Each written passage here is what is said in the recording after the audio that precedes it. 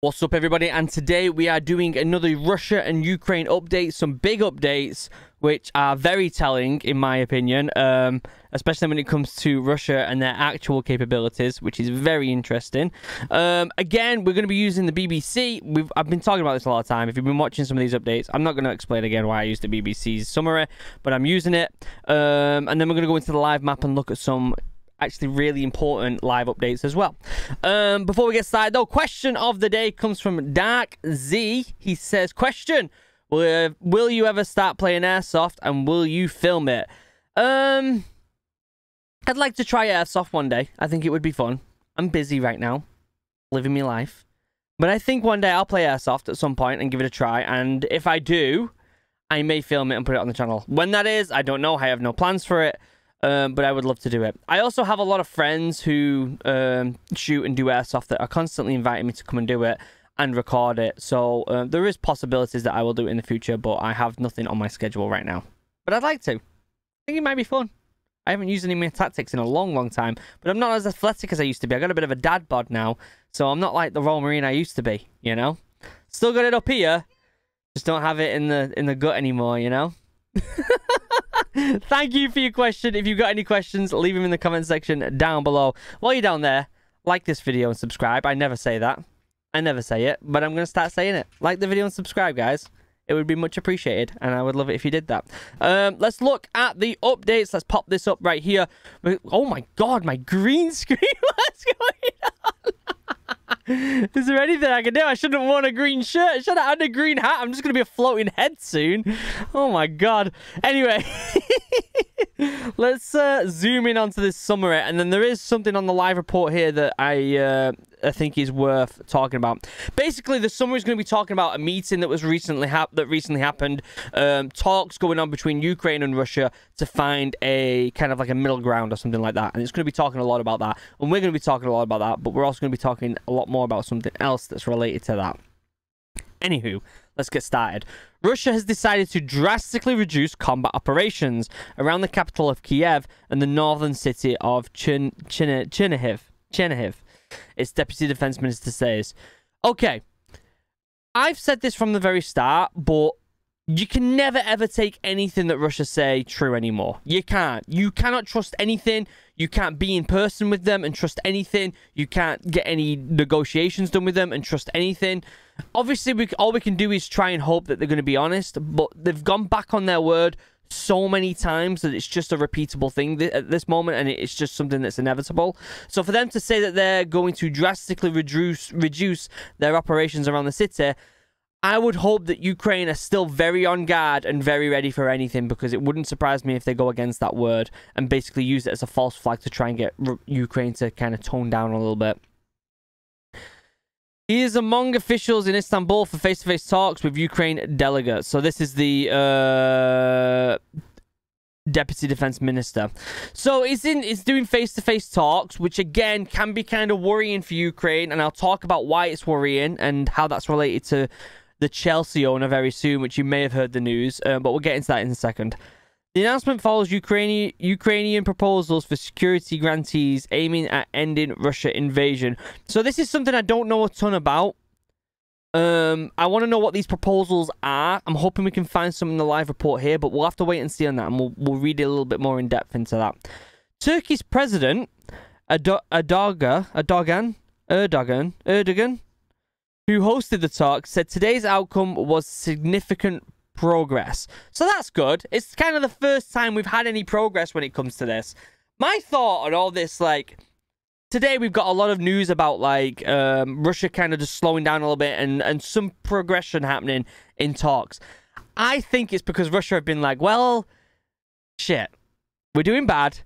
We're losing a lot of people. Our economy's collapsing. The faith in the government's collapsing and all this other stuff. And I feel like that is why they're doing this. They've lost. I think they've lost. That's what I think's happening. U.S. Secretary of State Antony Blinken said there was a difference between what Russia said and what it does. This is exactly what I'm saying. Exactly what I'm saying. There's a big difference between what they say and what they do. And we've seen it countless times. Countless times. Chelsea owner and Russian oligarch Roman Abramovich turned up at the meeting, which is very interesting because I don't know if you saw this. I think it was yesterday or the day before. There was reports of him being poisoned by some people in Moscow, which doesn't surprise me. It's like the go-to thing for Russia, right? Poisoning people. If you don't agree with them, poison them. It's like the go-to thing. Or chucking him off a building with a gunshot in the head and saying it was suicide. Like, it's literally the by-the-book thing that Russia does is poison people, right? So it's cool that he was at the meeting. I don't know whether he's trying to basically turn his agenda around and basically show to people, look, I want to stop this war and I want to make an effort to help. And it might be his way of trying to stop the selling of Chelsea Football Club. I don't know what his intentions are or where his kind of motives are. But it's very interesting to see that this person is in the mix of all this. And I know he's a billionaire, but there's loads of Russian billionaires out there. And it makes me wonder whether it's just because he's in the spotlight of being Chelsea owner that he's really pushing himself to kind of give himself a bit of a good opinion among the people. I'm really wondering what that's all about. The Kremlin dismissed reports that the billionaire was poisoned earlier this month. Of course he did. Like he's going to be like, oh yeah, I poisoned him. At this point, it wouldn't even surprise me if he did that. It was like, yeah, that was me. Yeah, my bad, guys. It wouldn't even surprise me, but the fact that he's just denying it just is... Come on, like, this literally, like, feels like it's out of a sketch on Saturday Night Live, doesn't it? Like, it's ridiculous at this point. They poison everyone. It's a joke. All right. This video showing Russian prisoners being shot in the leg. Okay, so there's something I want to talk about right here. Scaling down the military operations does not mean ceasefire, Russia. Russia's promise to scale down military operations around Kiev and northern Ukraine does not represent a ceasefire, Moscow's lead negotiator in talks with Ukraine has said. This is not a ceasefire, but this is our aspiration, gradually to reach a de-escalation of the conflict, at least on these fronts. So, I think this is... it's nice that they're saying that. It's nice that they're not just saying we're going to de-escalate and then not really give information about what it is. My guess is Russia are really struggling. They're really, really struggling, and they're having to do this. Or it's a false flag, and they're using this as a way to bolster their army in the areas that they've already dominated, and then they're going to push in one big wave, which wouldn't surprise me either. Again, there's a difference between what Russia says, Russia does. We already know about that. UK to detain super yacht for the first time. Let's have a look here. Let's have a look. Talks outcome feels like a breakthrough moment. The talks broke up an hour earlier than expected. Some of the Ukraine delegations emerged into the streets to talk to the media. At that point, it felt like there may be more bad news, but this has quickly become more significant. The most significant diplomatic moment since the invasion began. Russia's statement that it will drastically reduce combat operations around Kiev and Chernihiv, I apologize if I get that wrong, shows that there is more momentum to these discussions. It will now be watched closely to see what materializes on the ground. And Ukraine's delegation spelled out in the clearest way yet how they want security guarantees from the West in exchange for declarations of a neutral status, the key Russian demand. The war continues and there's very little trust between the countries, but this feels like the most important breakthrough moment yet with these discussions. So I did see something online where Russia were basically saying, look, Ukraine can be part of the EU, but they can't be part of NATO, which at the end of the day, Russia can't decide shit when it comes to Ukraine. They can't be saying you can't do this, you can't do that. It's a different country. And what they're going to do, try and invade again and fail? Because they're failing. They've taken ground. And they are taking some ground still. But they are failing dramatically. And there was I don't know where it was, but there was basically a post that said that Russia have used like 75% of their military doing this. That's nuts. Excuse me. Excuse me. Oh no, Russia have poisoned me. At the end of the day, like this, I feel like Russia have failed so bad that they can't do anything else but say, okay, you know, we're going to do more talking at this point. Look at the map. It's been over a month. Look at the map. Ukrainians attempt to push back. All these places are pushing back, which I think is a great segue. Russia's to reduce activity around Kiev, which is a good segue to bring up the map. Let's bring up this map right now. I'm always pointing it right here in Kiev, but let's talk about the whole Ukraine as a grand scheme of things. A lot of this is filled out now. A lot of this area is filled out, unfortunately, but it has filled out. And again, that's the old tactic of surrounding, flanking, and then swallowing up the gaps in between. They have taken that. It's pretty much done for right there. Again, I think the most important, or not the most important, but the most the key part of this invasion is Kiev, right? We all know that, right? Again, nothing's happened here. The regular stuff, right? The regular stuff of Ukraine fighting back, the regular stuff of Russia shelling. This is where I saw that. Russia's committed 70 to 75% of its total military to the war in Ukraine, top US general in Europe tells Congress. Ukraine can certainly succeed in stalling Russia, said General Todd Walters. This is massive.